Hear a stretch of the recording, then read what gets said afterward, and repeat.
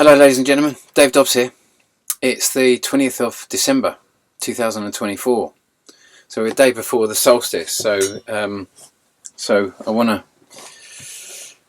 well, and it's coming up to Christmas as well, but the solstice is a really critical time, I think, in astronomics, because, you know, we see it as the shortest day of the year, but as I've been exploring with my astronomical models, it's also, as I'm understanding it, the very back end of the very back end of the sun. We're right behind the sun's most forward motion, in my opinion, for all that I've researched and calculated with my astronomical models that I've built over the years, trying to understand all these phenomenal sightings that we've had since kind of like 2011, that I've documented on my channel.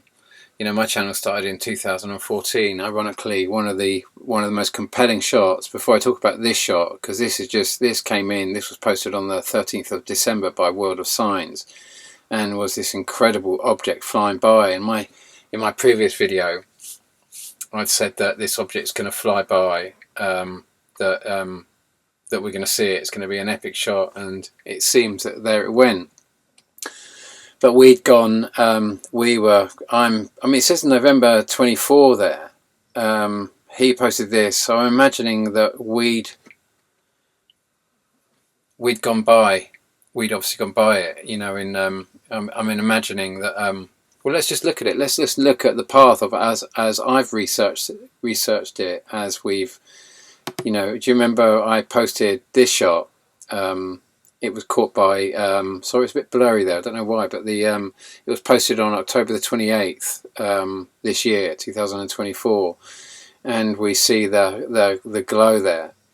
And then so that was I posted that video a few videos back, you know, brought your attention to that, and then I was saying how similar it was to this shot that was seen from Australia back in on the 14th of October 2013, and I'm of a mind that this has come full circle now, more than full circle really, because it was an epic shot. He was just standing there on the beach, and you know, we were just seeing this incredible shot and what looks like almost a tail. I'd incorporated that into my model back in my first models back into 2014. I don't know if you remember that we'd had the big earthquake in 2016, around about on the 22nd, where we saw the whole plate rise up in New Zealand, in Christchurch, and also another earthquake in Fukushima, like not as big as obviously happened on the 11th of March 2011, that caused the big tsunami, but this was the early model that I built in 2016, and it wasn't so much a model actually. This is just an image, but you can see the date there. It was for the 24th of November 2016 when I'd done it, and or when I created it. And at that time, you know, my models were very different, because I was trying to work out how we could make this. We could see these 2 points of crossing, as in 1939 Carlos Ferrada's big crossing, coming all the way up and around and then back down again.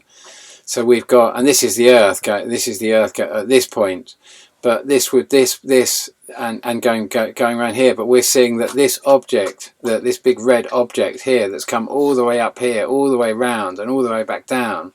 This is how I was trying to picture the model, because I was still very much, you know, in a heliocentric model, even though I was very much using Nassim Haramein's ideas of orbital mechanics, where he shows the sun moving and all the planets spiraling along in a motion behind. Well, they simply don't move like that. But nonetheless, how do you, with the standard model, with a heliocentric model, the sun in the center and all the planets as you understand them orbiting around our sun, how do you account for Carlos Ferrada's having the same experiences and making the same sort of predictions that I'm making back in 1939, where he said on the 20th of January 1939 a massive earthquake would occur in Chile, and Anyway, so this early model just was one of. I just brought this. I wanted to bring your attention to this because it was November the 24th. Ironically, that I was centering it back in that this was a major corridor of sorts that we were understanding.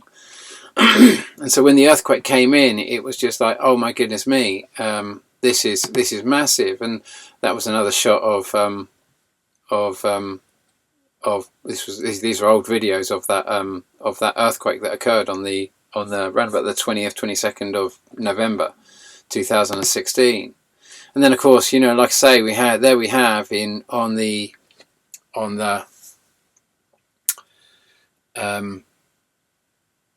14th of October again, 2016, we have the big object in the northeast sky at 10 o'clock at night, and the only planet that we knew that was close up there in the night sky at that time, close enough for something big to plasma charge into the side of it that would be kind of in our night view at that time, was Mars, ironically. And there we see this big object, and in my opinion, it's what other shots was I going to show you? Well, then let's just go through the list of shots here. Then we saw this in November 2022.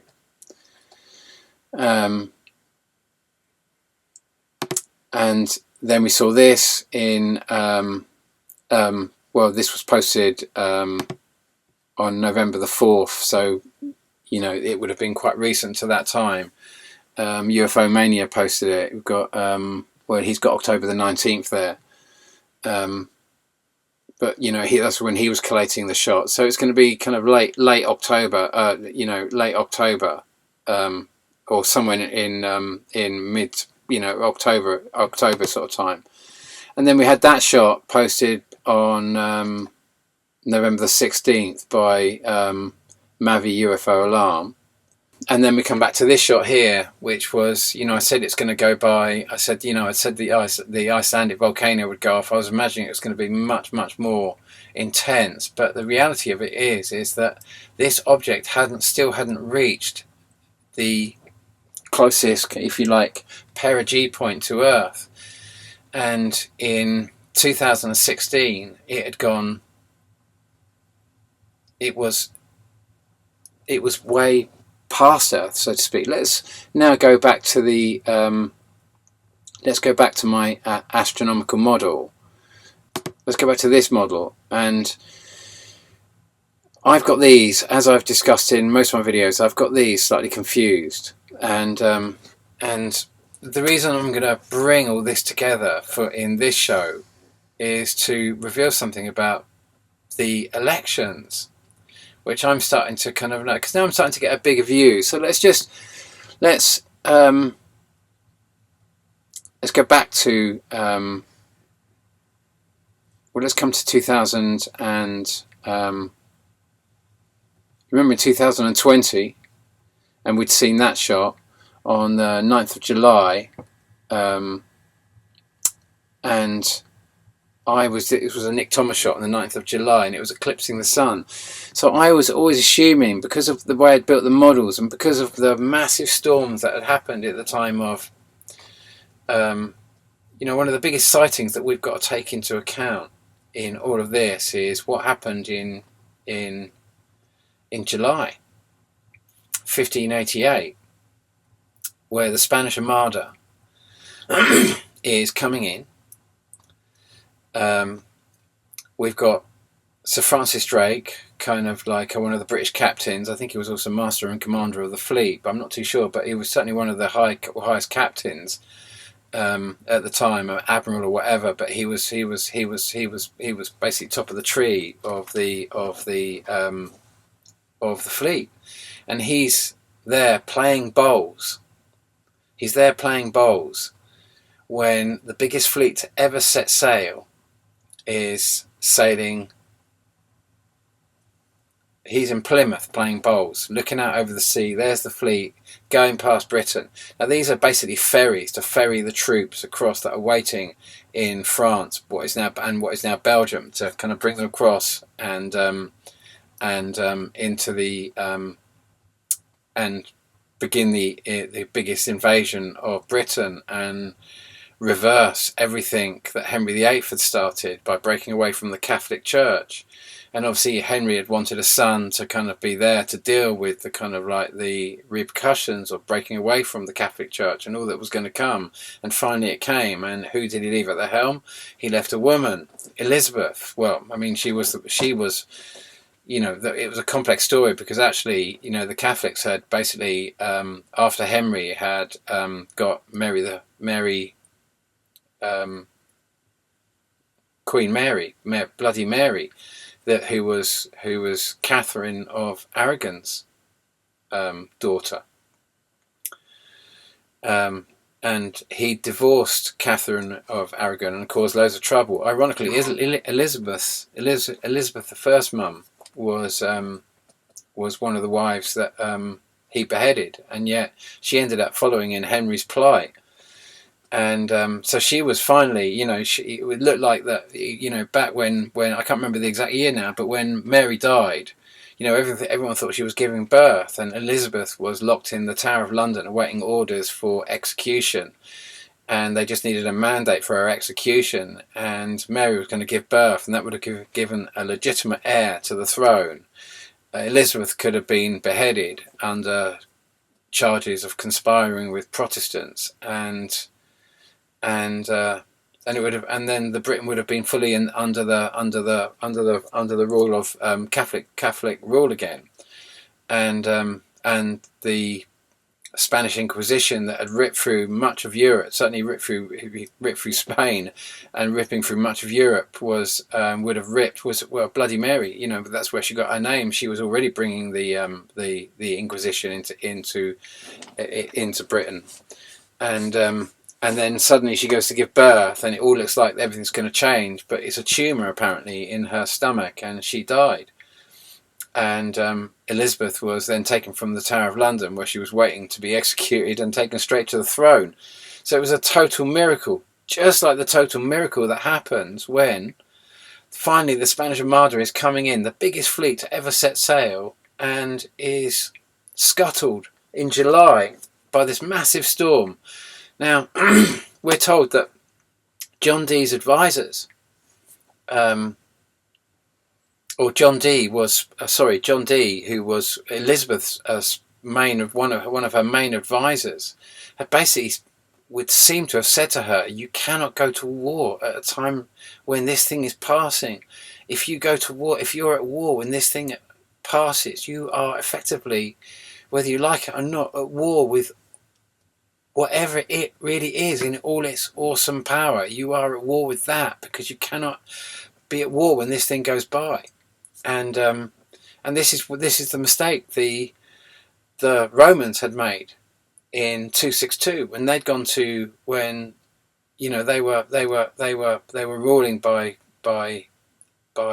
brutal force. They were decimating wherever they were going, and they were enslaving the survivors, and it was a brutal regime it was a brutal control system. And then suddenly it was just annihilated with 3 days of darkness, earthquakes all across Asia, all across Europe, and all across Africa, certainly in Africa. And it was a massive upheaval. You look at you see the kind of like the remnants of ancient Rome were broken up and that sort of stuff. All the breaking up of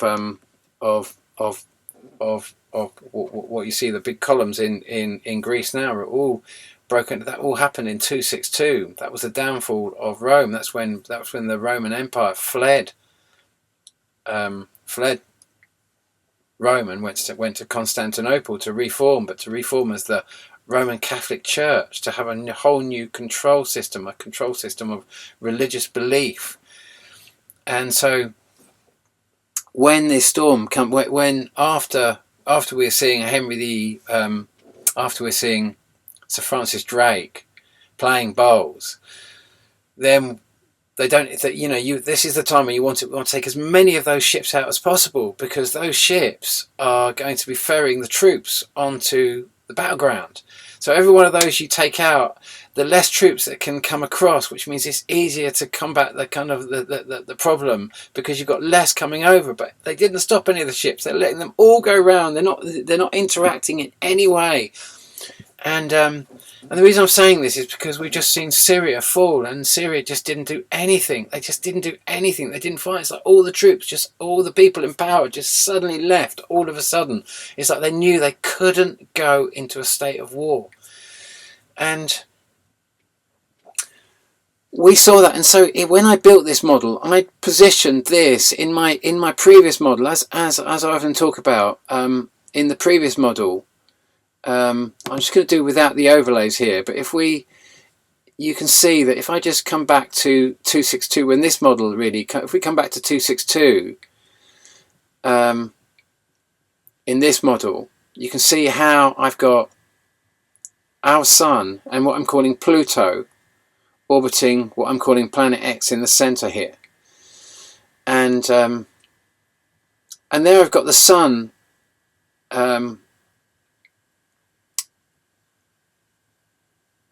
Have I done that same? I'm just trying to remember if I've done the same in both models. Sorry about this. I'll just come back to that and just remind myself which way I'd put it in that one. So I'd put Herculobis, which I'm calling Pluto, in the other model, because I renamed them a little bit to play with the names, because many of these objects are the same thing, and they've been renamed at different times in history. And much of that is a bit of a red herring, to throw a bit of confusion over the real system that you really live in, and to keep you in a very simplified heliocentric model, which doesn't account for any of the things that we're seeing, and certainly doesn't give you the opportunity for really, really long duration flybys, that we're really in this massive long story that started in Galileo's time. But you notice, whether you want to call it Pluto, whether you want to call it Herculobis, you know, there's many different names for these objects. In this one I called it Herculobis because that's what Carlos Ferrada called it in 1939 when he predicted it would cross on the 20th of January. So I've got it on the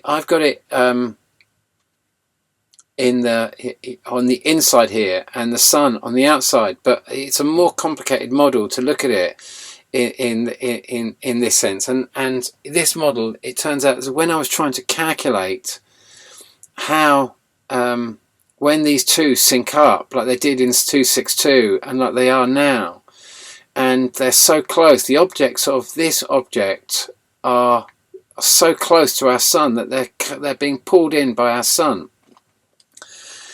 And I've been trying to calculate this. When I saw this shot in 2020, I'd already built this model, but I was honing it in more. You can imagine I was absolutely gobsmacked, and I was bringing this. Maybe I wasn't. Maybe this model came in after this shot, and it was this shot that helped me kind of like establish this. And I was trying to work out whether that was Jupiter coming out. So there's the Earth. We're looking at there's the Earth, there's the Sun, and we're seeing this object come out and go, and we're seeing the exit point. Now I've realised I've got this all very, very wrong. Not that wrong. Like I say, this previous model was, I think, in many ways closer. They're both incorrect, but through their incorrections it's trying to bring in an understanding of what's happened when they finally started syncing up in, say, starting in the 1500s, at the time when we're 1580. When was the Spanish Armada? 1588. And remember, the calendar was changed in 1582. The Catholics changed the calendar in 1582. So they planned this whole, what became the Gregorian calendar from the Julian calendar. You know, that calendar, I'm of a mind, was changed in 1582 so that specific dates of specific flybys would occur, because they knew what was coming in, because they'd already seen it, and they'd been obviously working it out. They'd been watching it coming in, calculating it, and so 1582 we get a flyby. Even though I've got them a long distance away, we get an object from this system coming so far back that it comes across, it flies by Earth and it comes back out in August, or comes in August, whichever way. But I'm assuming that it probably came in August and out in January, or whichever, whatever. We, still I've not done a really close kind of analysis of flybys, because I can't, until we get our time right, until we get all the flybys and all the positions right in our time. Once we've made all of our flybys work that we've seen since 2011, this incredible plethora of shots that I've shown in my channel, the most phenomenal, absolutely mind-blowing shots over and over and over and over again. Hundreds every year, just mind-blowing shots that just do not make sense, just beyond comprehension. Being able to, I told you Iceland volcano would go off, and I also told you that it would stop, directly at the point it would stop, and it stopped shortly after. In my last video I said, it's going to stop now because, well, what I'm going to explain to you here. So this was the kind of 1588 period where we saw the Catholics changing the calendars and getting ready, but it seemed that John Dee had a higher, he knew something that other people didn't. Whether it was a very spiritual guy, it was, you could almost call Elizabeth I the second coming, really, because of what she performed. She took the advice of John Dee and told her captains, you cannot engage in any act of war. If they go to war against us, all the time they're going to war against Britain, they're going to war against whatever you want to call this system also. They don't realise what they're going up against. and then the ship, the fleet dock in France, and they're obviously loading up supplies, ready for this massive imminent invasion in 1588, and the command is given for Britain to set fire to half its fleet, or England to set fire to half its fleet. I guess it would be England then, because we didn't actually form a parliament with as in the United Kingdom or whatever until 17 something or other, so it would have been England. 1707 I think was the first. We certainly started our elections.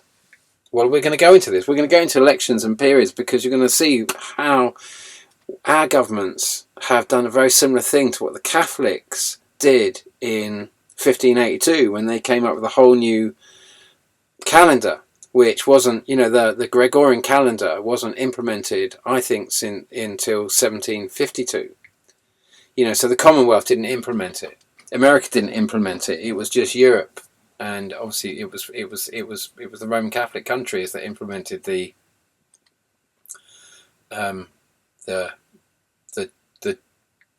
Gregorian calendar in 1582. If I'm getting that right. Anyway, so 1588, the ships, the fleet dock, and they break what is now become the ultimate naval faux pas of putting all your fleet, taking them out of battle formation and putting them all in dock. And that's when England set fire to, under the command of for Francis Drake, set fire to half the fleet. They were sent burning, and then this wind just took them off towards the fleet, and then they cut their anchors to try and get away from the burning wall of fire, and not many, those that could escape the burning wall of fire had to cut their anchors, and so they had they didn't have propellers, they didn't have they couldn't really steer that well. All the steering was done by throwing anchors overboard. I mean, I guess they must have had rudders and stuff like that, but and obviously. But basically, it was very difficult to control ships in a big ocean, and one of the techniques was dropping anchors down to steer ships. And if you cut your anchors, you're fully adrift, and the storm just took them, and they were taken off, and they went up in the North Sea, and then it was a story of utter desolation. It was a story of starvation, of just suffering beyond all comprehension on board those ships. And they just had Catholic priests on board. That it was a terrible thing that these Catholic priests had experienced all the things that they'd wished to happen to the English, that it happened to them. It had all backfired. The whole thing had gone wrong, and it had left Elizabeth being the mighty powerful queen that was being seen as a god or a goddess because of what had happened. And we've seen since that time, we come round to Isaac Newton's time notice we're behind, whatever you want to call it, Pluto, whether you want to call it Uranus, whether you want to call it Neptune, whether you want to call it Jupiter, whatever you want to call this system, it's all one and the same thing really, except the problem is every time it turns up, it appears on the wrong side of the solar system, and so we have to rename it, because if it doesn't come round here, the problem is, and it just keeps seeing over here, then we have to rename it to justify the fact that it doesn't seem to, it stays on this side. So we rename it every 84 years. So this was about the 1681 Isaac Newton's time, and when we were seeing all the crazy sightings, and we would just kind of boiled it down with all the different sightings of comets and everything else like that. We boiled it down to one comet, Halley's comet, and we kind of just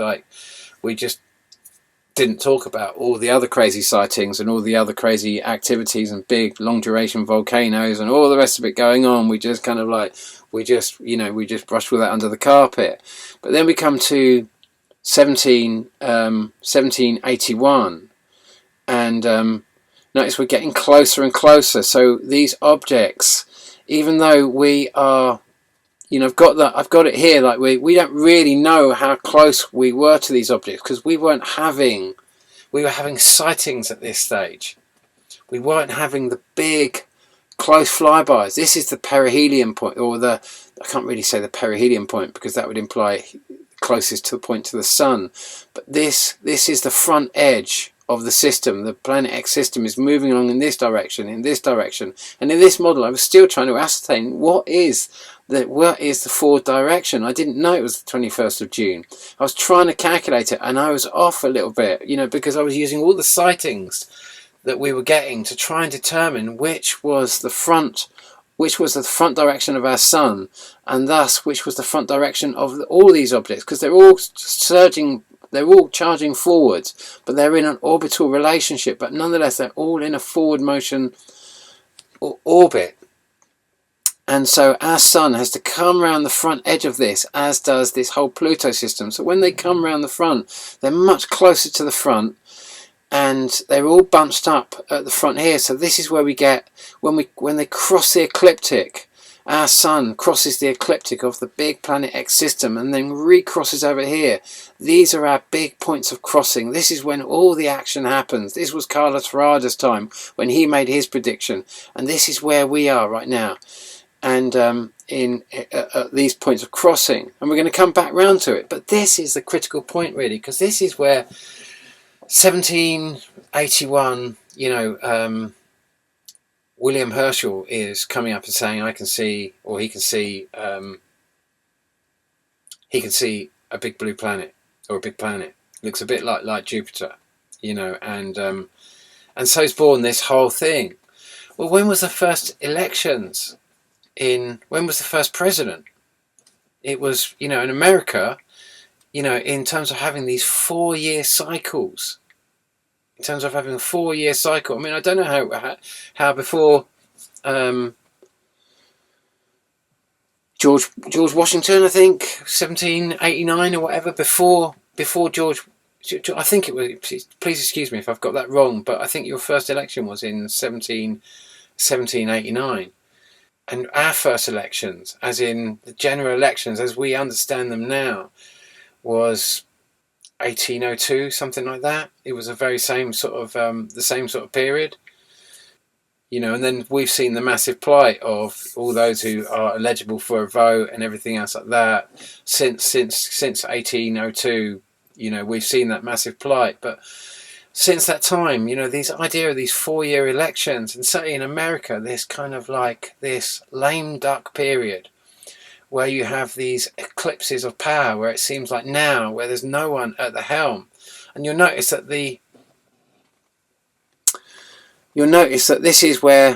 is obviously this period where suddenly all the elections in America, this kind of reforming of, I see it as the Catholic power base, or certainly taking on the Catholic power base's power in terms of utilising, you know, the challenge here is to is understanding that when we're going to come to now to, you know, 1846, like I say, the discovery of Neptune, and then we're going to come to 1930.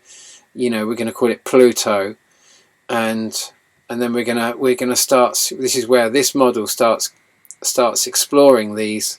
The objects come so close that they all start coming round. They're so close they start coming round our sun, and this is all the crazy sightings that we've seen.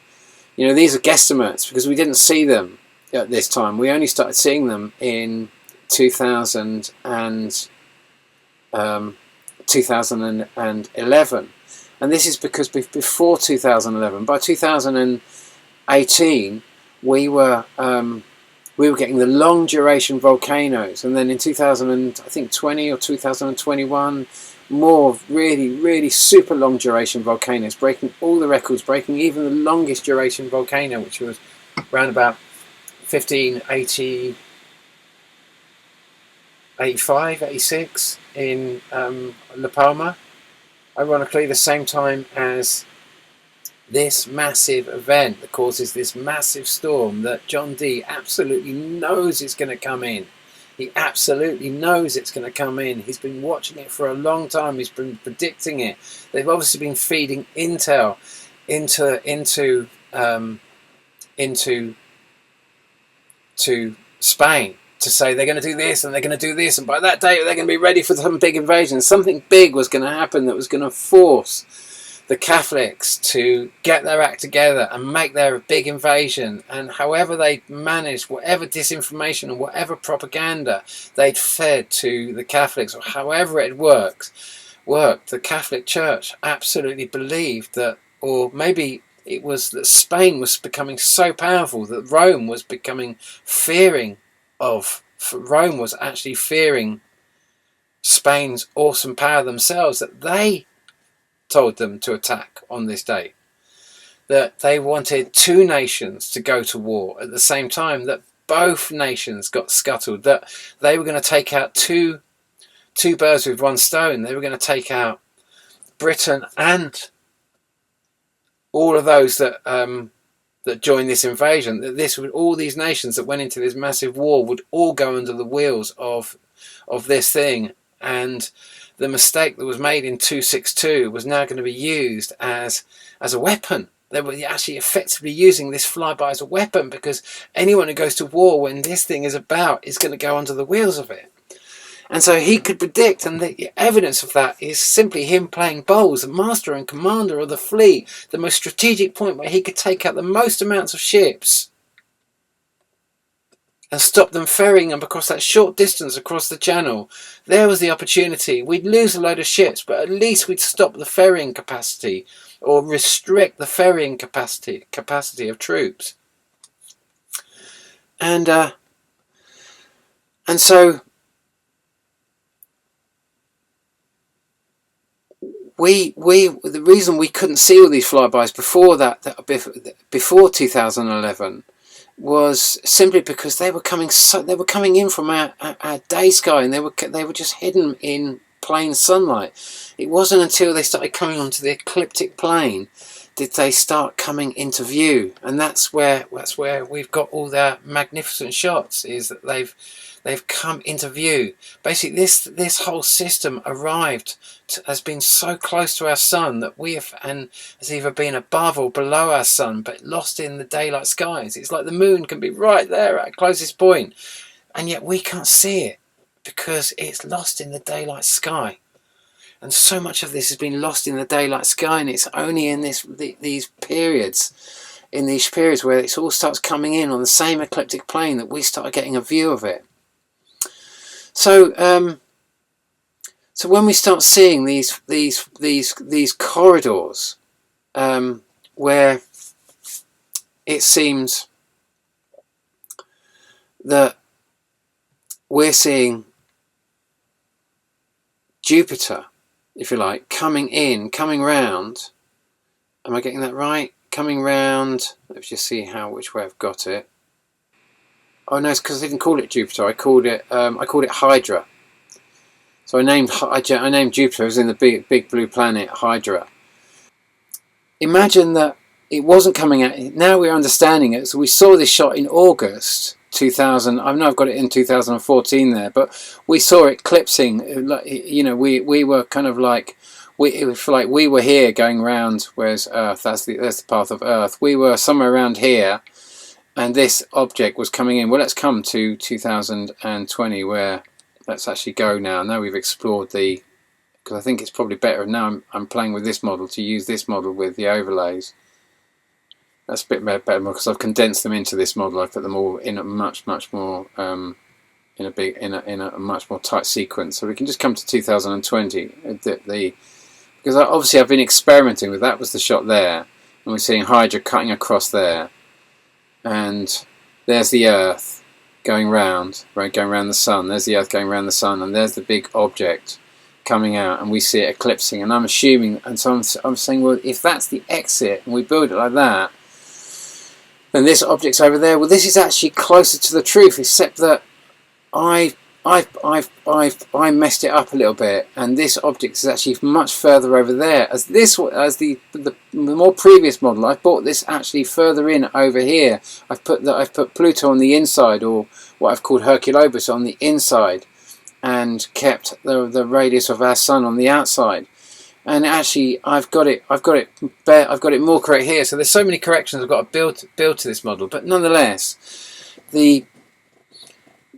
instead of actually it coming out in July, August, what's actually happened is it's just carried on around. And for the last 3 years, we've seen it coming out in the November position. That seems to be the point, and ironically that's always where they have the elections. Now the point where it comes back in, ironically, is in the where it goes round this object and it comes back round and it crosses on the 20th of January. The big flyby that I saw on the 20th of January 2017, the big flyby that happened on the 20th of January 1939, where Carlos Frada said there would be a massive earthquake because this big thing was going to cross. The big tsunami that happened in 1606 on the 20th of January. These critical points where these critical corridors. And ironically, the inauguration date is on the 20th of January, so we can see that the American election system and this kind of like, what do they call it, lame duck president period, where you've got a president that apparently has absolutely no power, even though you can see Biden is just taking the entire globe into absolute all-out war. He's just like, there's no one effectively at the helm. It's just Biden seen as a madman. The whole thing's going crazy. We're all just sitting by watching, and this massive invasion. We've got all these troops, because I always thought, what's going to happen? Who's going to attack Iran? In the 80s, we got Iraq to attack Iran, and we had this massive war in the 80s that where millions died in the most horrendous trench warfare. And now we've got, on the border of Syria, we've got this massive build-up of Turkish troops. So does it look like we're going to be able to get Turkey? We've got them into the European Union, we've got them into NATO, getting them all these powerful roles, but actually all we're really doing is feeding them into a massive war at a critical time, because we can see, we've watched this object going. It's where I thought when I built this model in 2020, I was thinking, well, this is going to be 2020, 2021, where we're going to see this exit point. We're going to see where the fundamental exit corridor. But actually, it's just carried on, and we just carried on seeing similar shots like this, but more of just the big blue object. And then what happened this year we had, the earthquake in, I think it was late October in Oregon. It was out off the coast, but it was quite a big earthquake. But it didn't cause a tsunami, but it was, there was no big plate shift that would cause a tsunami. But nonetheless, everything shook quite a bit. It was quite a big earthquake, and then a month later, all when we're very close to a dark moon. I believe I showed this image in that video, and I said this was the moon. This was where the moon was. So there's the Earth, there's the sun, and there's the moon, and it's coming up when the moon goes in between the sun and the moon. When the moon goes in between the Earth and the sun, it's going to be obviously that kind of like the new moon, dark moon, whatever you want to call it, black moon, and there it's just coming up to that point, and that's where the earthquake occurred in Oregon, and which meant that the object was over here, which meant that this object, as I've just shown you in this model, had come round and was coming round here, and actually we're in the October position there, and it was come across there, and it was over about there, or in line with this, and then this object goes right round the Earth, goes past this point where it was, and comes over to here, and we get the big earthquake just over a month later in California.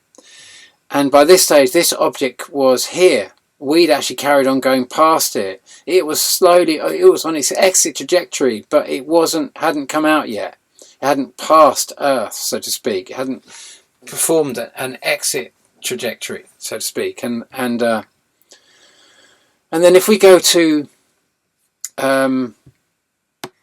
so if we come to the list of earthquakes in 2023, and we look at the dates around when the October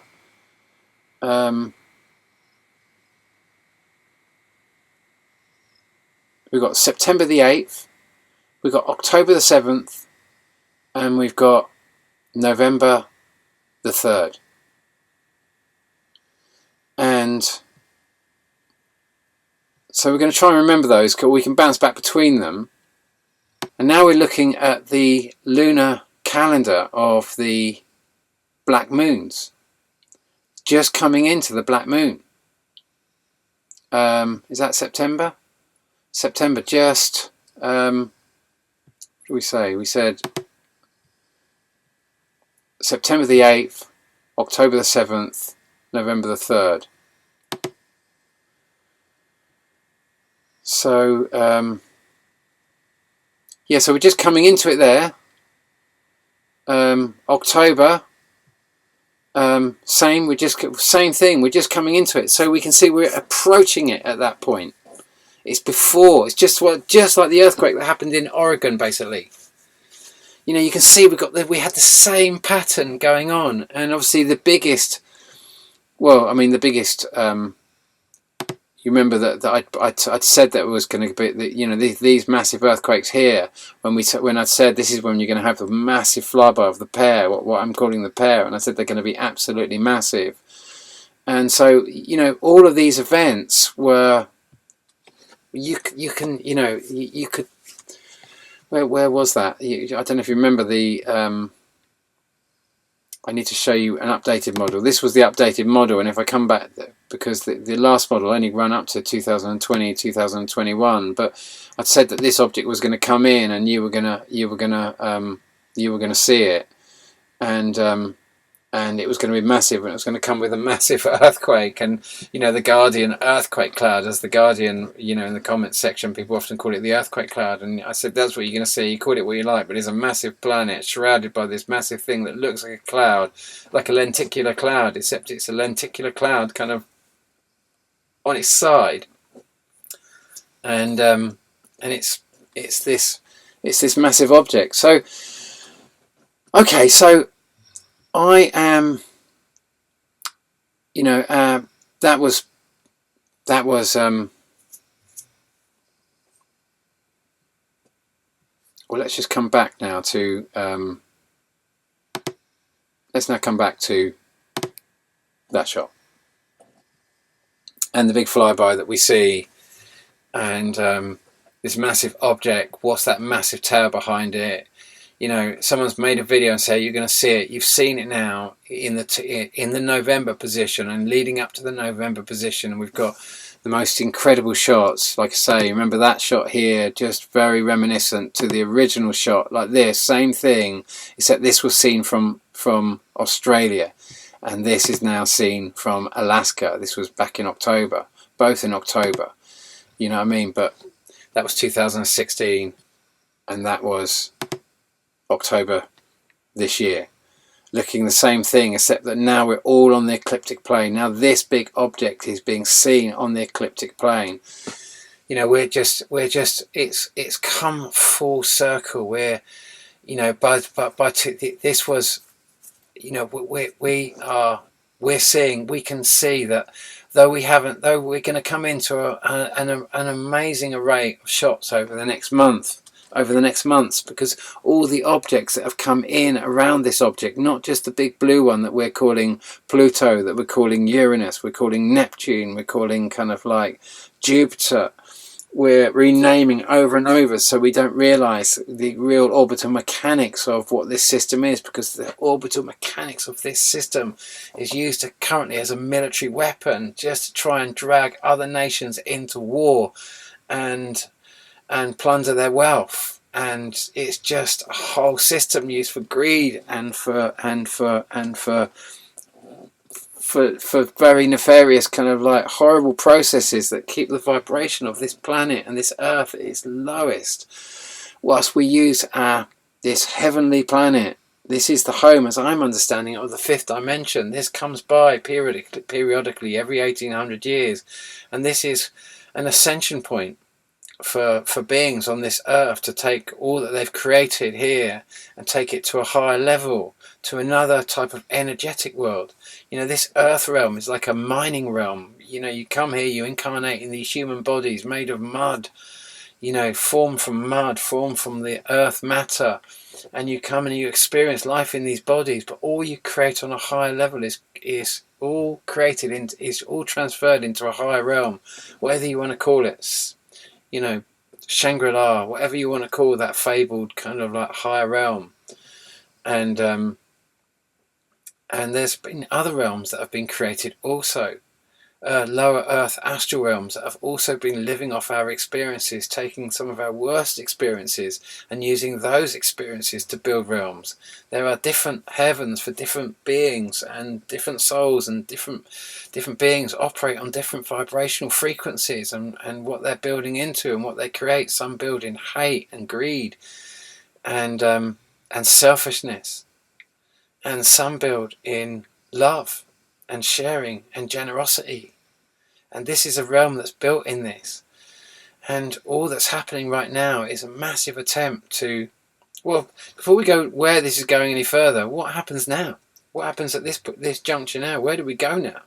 Well, for me, it's just like, when we come to next year, we can't account for another flyby of this. Once we get to beyond, once we go to, you know, we're just getting stupidly close to a very, very close flyby of this object. You know, very, very, very close, closer than this year. And you know, we are going to see a sighting of this object. We're going to see an object like this size in our skies. And we, you know, by logic, that's got to eclipse the sun. That's got to eclipse the sun at some point when it's coming in. We've just seen it coming, getting closer and closer. And like I say, for the last 3 years, it's just November has been its kind of point where this is looking like it is its fundamental exit trajectory. You know, in this time, this whole, you know, the American election period, you know, you're going to get to a certain point and by all that I've observed, going back to this model, if we go back to, you know, you can see that our sun in this point, you know, it started when we started in 262. Our sun was behind Pluto, and slowly it started ahead of Pluto, and then it just got further and further and further away until it got to the 1500s, where it was behind Pluto, finally back, coming up to sync up with Pluto, but it was behind Pluto. Now it's ahead of the Pluto system, or the Uranus system, or the Neptune system, or whatever you want to call it. Now it's ahead of it, and the objects, none of these objects are moving fast enough to catch up with our sun, because ultimately it's moving faster. And so these objects are basically coming in, they're coming round, and I've got this a bit too far forward really. They're coming in and they're coming across, and then they're coming back round. But once this goes a little bit further, this will not happen again. These flybys are going to cease to happen. All flybys will cease to, well, I can't say all flybys will cease to happen, because then we come back to just flybys coming across here, cutting across at this point here, at the back end, where they don't go right round our sun, and the furthest orbiting objects of the Pluto system, a few can come across. But like I say, by that stage we're not all going to be on the same ecliptic plane, so they're going to be coming way above us or way below us. You know, the chances of us having close flybys with this system, they're all but nearly over. The entire model that the American election system has been built on, whatever its great agenda was when it was created, is nearly done. You know, I show you and I bring it forward to over here, but you can see, you know, even by this point you can see we're just getting you know, Pluto systems back here. Obviously the proportions of these are all just were big attempts to start getting a much bigger view of the system that we really live in, and what to do about it, and where we stand with it all. But now, because of this technology, you all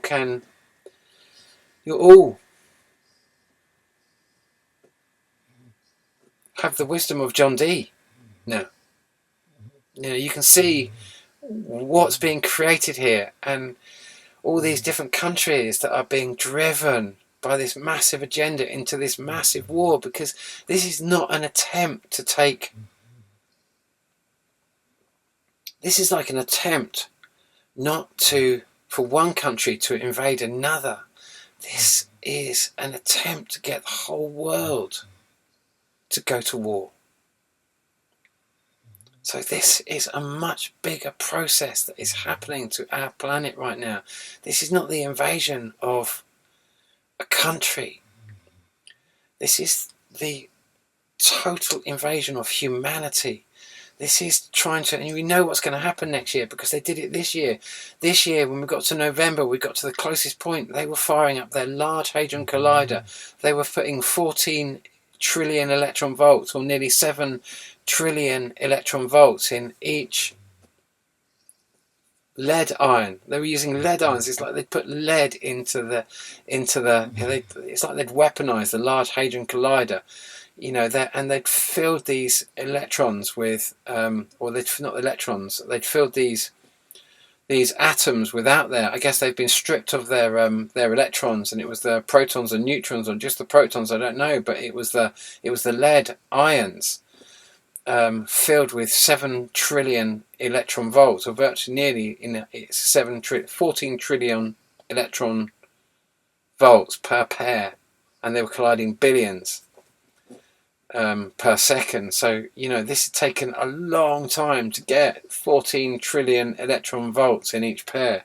You know, they have to go around for a very, very long time, pouring all the power from all the different nuclear power stations all across Europe, filling them all up just to collide them. You know, like I say, their mass was whatever it was when they got to the 99.99% of the speed of light.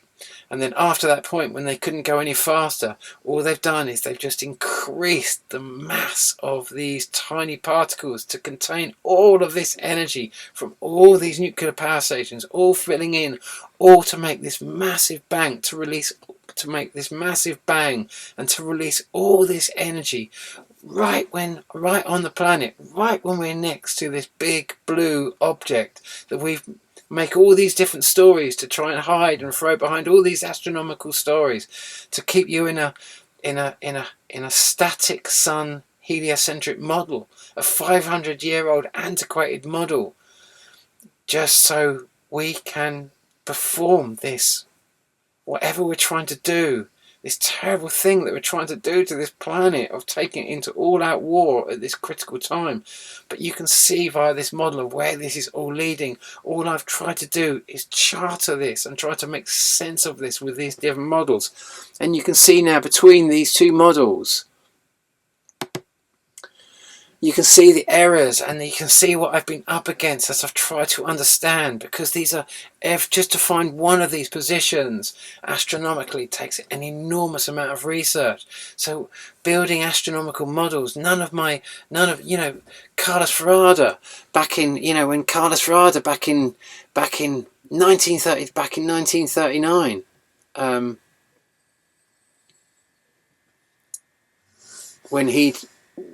when Jupiter was coming in for that big flyby back in 1939, with the earthquake that he predicted, and you can see that. I mean, it's, I've often wondered what he's trying to show with this model here that he shows on this diagram, what he's trying to show, and how this is going to, how this interaction of this object is going to interact with our sun. And this big flyby that he predicts on the 20th of January. But it looks, there's similarities to my own model, and he's been a massive influence. And really what you've got to look at is, you're looking at this thing here, but you're also seeing another cycle round here. And there's potentially, that is really what he's trying to say is planet X and this and somehow this, or whatever he's trying to show here. But it's very difficult to see, because I've never seen a close-up shot of that shot of his workings there. And but it's, and nearly all the shots that we see of planet X, we've ever been shown of planet X, are kind of like that. They were the kind of workings of, Zecharia Sitchin, the 12th planet. All our greats have all shown us this kind of standard solar system as we understand it, the heliocentric model, and planet X somehow coming up under our sun and then cutting across, cutting through and going back out the other side. And to elongate this, to account for Carlos Ferrada's, that when this object was back, it was crossing over here. It was 1939. It had to come up round our sun. It was, this, it just doesn't work. You can't. How can you elongate that? You can't make that work. For everything I did using a heliocentric model, I could never make it work. And everything about our standard model doesn't make any sense at all. It just, and certainly if I was to use the system that I use is a system called Universe Sandbox, which is an animation package dedicated to building solar systems, and it's a great package to play with, because you really start understanding, the orbital mechanics of it basically Kepler's rules, Kepler's 3 rules of orbital mechanics all came out at the time of Galileo.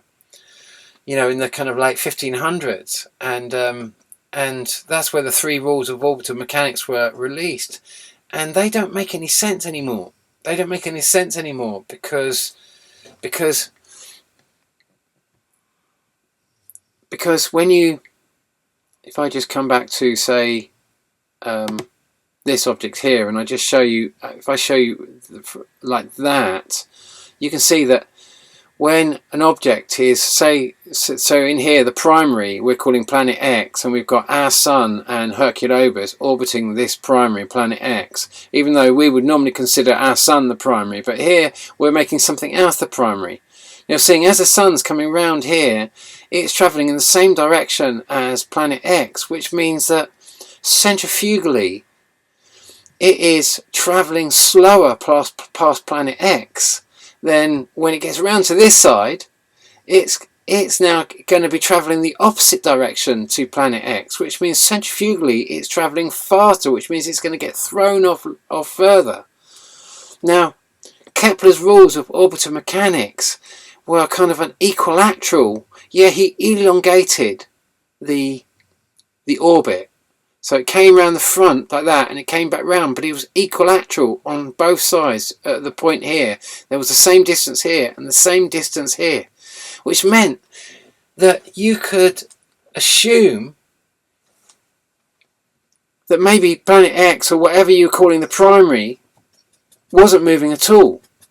And that the reason you had these elongated orbits was because in this case our sun, or whatever the planet is coming in, was coming in on this direction and going out. And then you'd have another planet coming in and going out this direction, and you have another planet coming in and going out this direction, which is what we have with our planets. All the planets coming in and going out a different place. No one had actually worked out that this long motion was due to the fact that these objects, like the planets orbiting our sun, were orbiting a moving object, like a moving sun.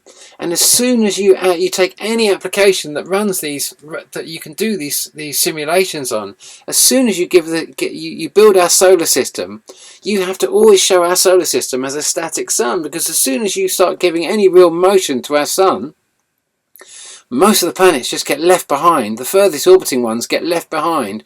When they finally come round to passing our suns move so far out the way that they end up going behind our sun, because they're travelling so far away they can't actually get to our sun. So we've created a situation where we can only demonstrate our ridiculous astronomical model with a static sun.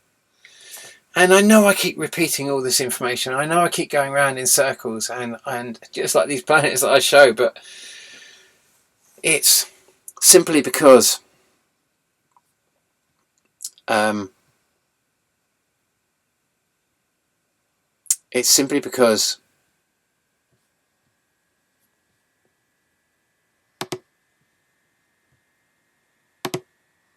if we want to understand this, and if we want a chance of saving ourselves on this planet and not going under the wheels of this, we're going to have to see it. We're going to have to rise to the challenge of seeing it. We're going to have to realise that the big story that we're in, as we're all going to go under the wheels of it, this is humanity being invaded by something other that's trying to make humanity destroy itself.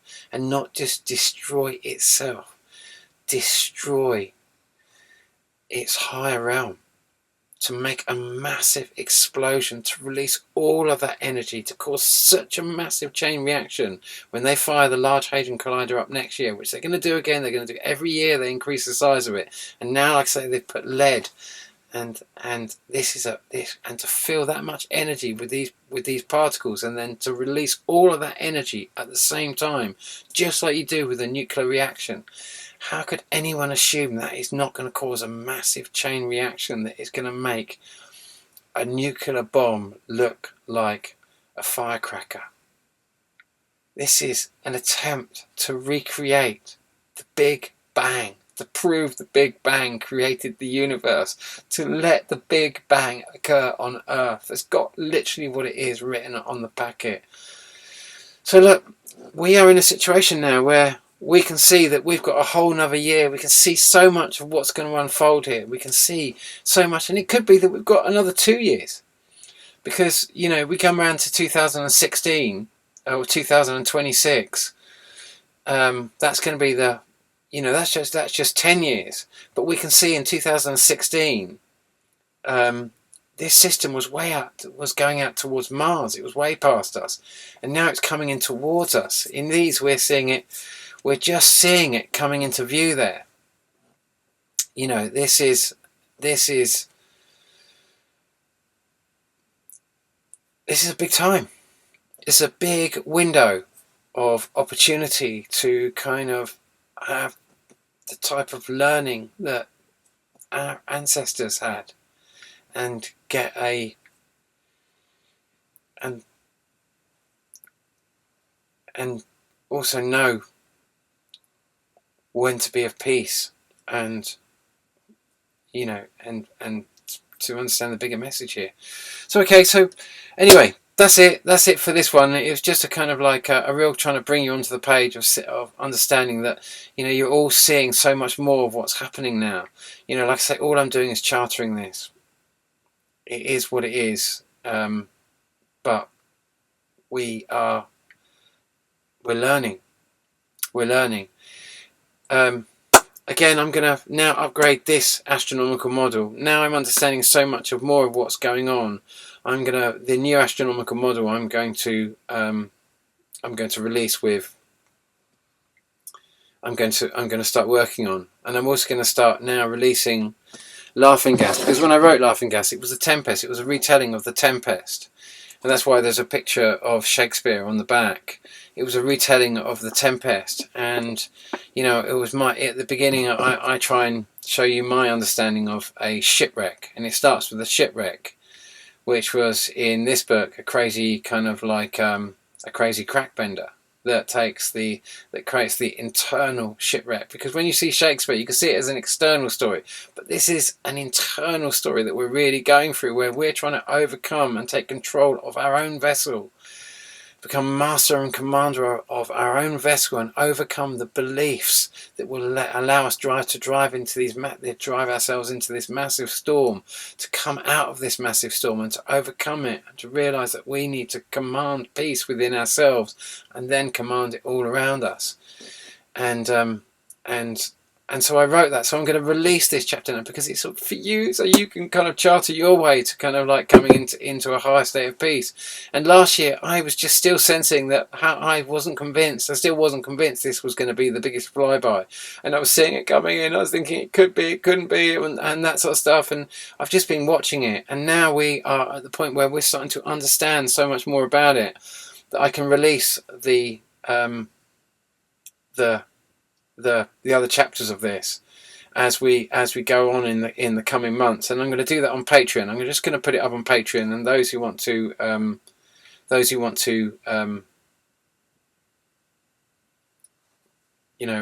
buy a membership. I mean, yeah, I don't think you have to buy a membership to read the book at the moment. I just think it's free if you go on there anyway. But please, I'm so broke at the moment. Any help, any financial help, any financial support in this right now is just, you know, my PayPal link is on the channel art on my video. You know, there's absolutely no advertising. There's not even an advert. They've completely removed any advertising buttons on my channel now. And I know it only goes out to those who actually follow it. So and it's been a desperately difficult time. So excuse me if you're offended if I ask for financial support in that. It's for a lot of people they're offended by that, and I get it as well. But I need to eat and do stuff and everything else like that, and I devote so much time to doing this that I isolate myself so massively when I do it. You know, certainly this last flyby, I just didn't really know how big it was going to be. I just, you know, like I say, I charter it, and it's such a massive thing to do that.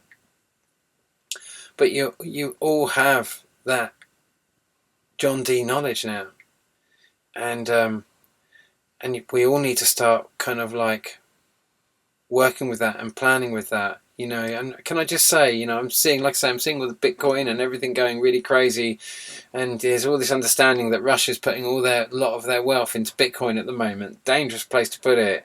And we've got Elon Musk on the side, and we're seeing lots of other currencies going off the radar, and we're seeing what looks like massive amount of government bonds being sold, and massive liquidation of funds, and at the same time as massive volumes of money going into digital currencies.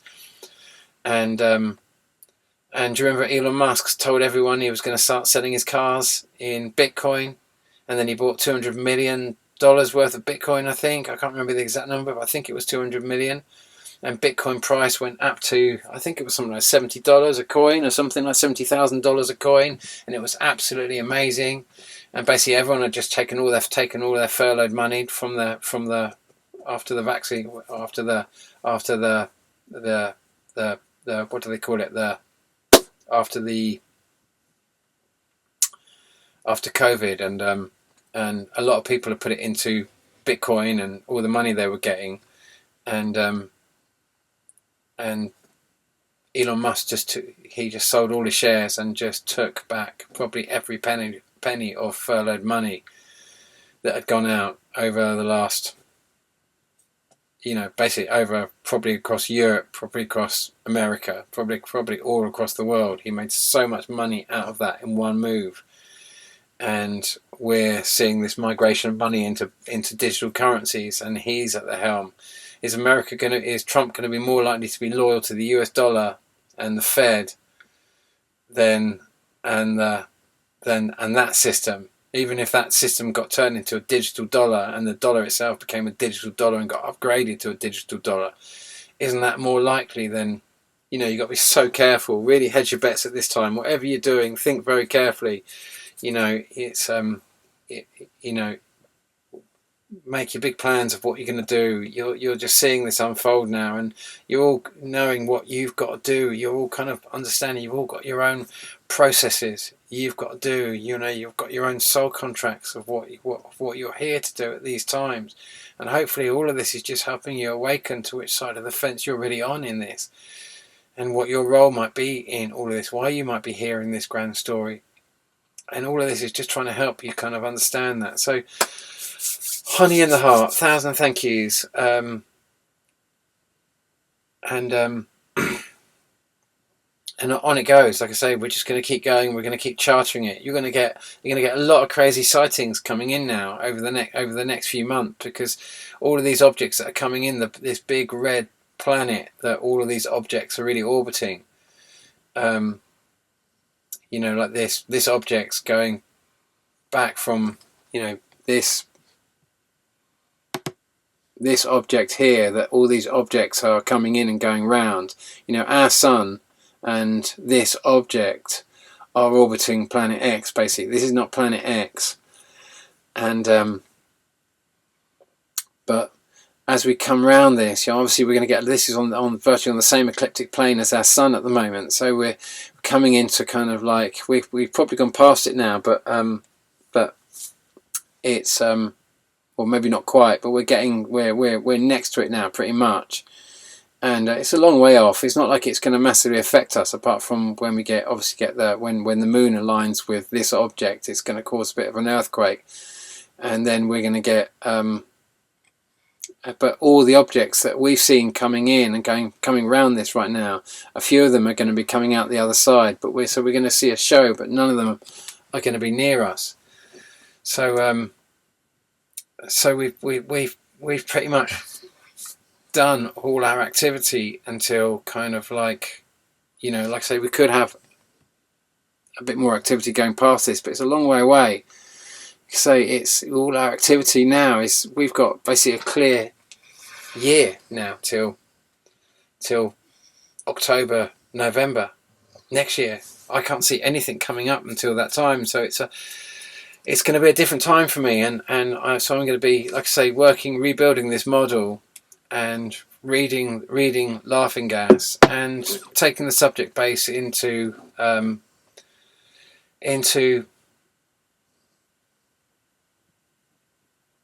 I guess kind of like into the the mythological kind of aspects of Planet X and the well, all. I mean, I'm just going to develop this whole thing. All I'm talking about here, in our understanding of the calendars that we've built and how we've, that's what's going to come out of this year. Hopefully, it's going to be a better, more corrected astronomical model, and that is no doubt going to open up, because we can take this model right back and see now which objects flew by, and how they flew by, and when they flew by, and what specific object flew by in 1588. What specific object caused the Carrington event, again in August. 1859. The massive event where every electrical kind of like apparatus either worked or just caught fire, and all the pylons just suddenly fell over, and there was just from pole to pole the massive solar flare, what was called a solar flare, which I'm of a mind was actually a planetary flyby. And So we're going to explore all of that, and we're going to not just have the flybys at the kind of like from 1939 or that I'm showing in this model, but I'm going to take them right back to the 1500s, and because these things are like clockwork, they've moved like clockwork, and so we're living in an astronomical lie, and as we get closer and closer to this juncture, we are going to wake up. And that's the opening of Shakespeare, isn't it? It's the calling of the captain to wake up. Wake up, we're going to be scuttled, we're hitting a massive storm. The tempest. Wake up, we've hit a massive storm. If we don't wake up right now, we're doomed. We're doomed, we're scuttled, you've got to wake up. What's happening? We're just all asleep at the wheel. Why is it all going wrong? Come on, there's a massive storm. We just got to kind of like, can't we see? Come on. But no one, everyone's just in a daydream, and then suddenly everything's scuttled, and then they wake up on the shores of the island where redemption, where their redemption is waiting, because Prospero, who controls Ariel,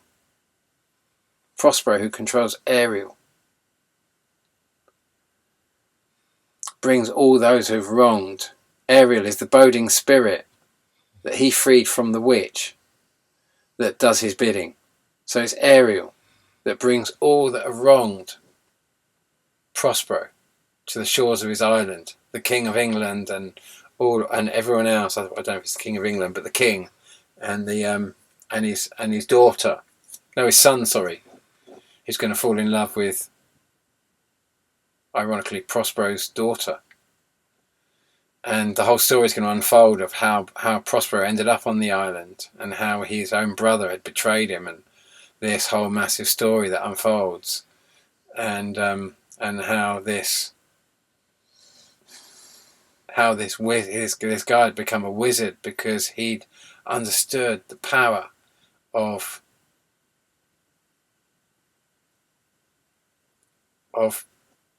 Ariel, this thing that he had power over. And of course, this is the opening story of Shakespeare, what this Ariel thing is. And remember, the first play was performed 2 years after the Spanish Armada.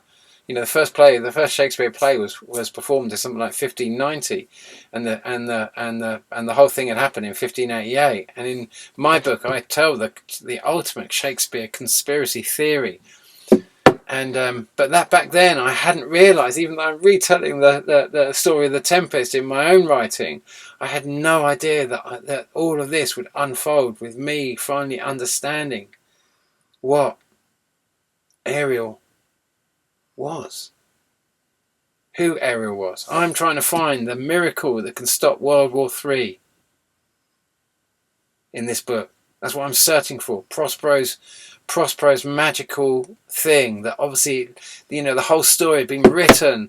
The story had been written in 15. The story had been written, for me, it was Sir Francis Bacon had probably written The Tempest. And then he'd taken all Britain's best plays and written them in Queen's English. As in, he was a grammarian more than anything else. So he'd taken the story of Elizabeth's story of how she defeated kind of like the Roman Catholic Church, and he turned that into The Tempest, the story of the Tempest. And then he'd taken all of Britain's best and he'd rewritten them with a grammatical rule which would give you past, present, future, possessive and non-possessive text, and also united the whole country, because the Catholics were dividing us under different borders and different. So after this, it was all about unification. Everything was about unification and using the power of Ariel, or whatever you want to call this, whether you want to call it, we rename it all the time. Like I say, every 84 years, we've renamed this big blue planet. And so that is the story I'm telling in Laughing Gas, and that's the story I'm going to read. And anyway, I'm probably out of power, probably out of everything. So it's another long one. So sorry. But I wanted to update you with that, and to try and get you to kind of realise that you, and now John Dee, you have the same knowledge that John Dee had, or all our ancestors had. And what are we going to do with this knowledge? What are we going to do with this knowledge? You know, I've charted this for a long time, and hopefully I'm making some sense of it. Even though I might be quite far out in some places, other places we are seeing distinct patterns that are just too fantastical. You know, the earthquakes, the volcanoes, and the sightings all coupled up, and the predictions of the volcanoes and the earthquakes and the sightings and the timings. Over and over I keep doing it, and it's just quite obvious that this thing is going on, and the truth is just sitting there for us to see. It's just whether we choose to see it. Honey in the heart, 1,000 thank yous, and take care. Ciao.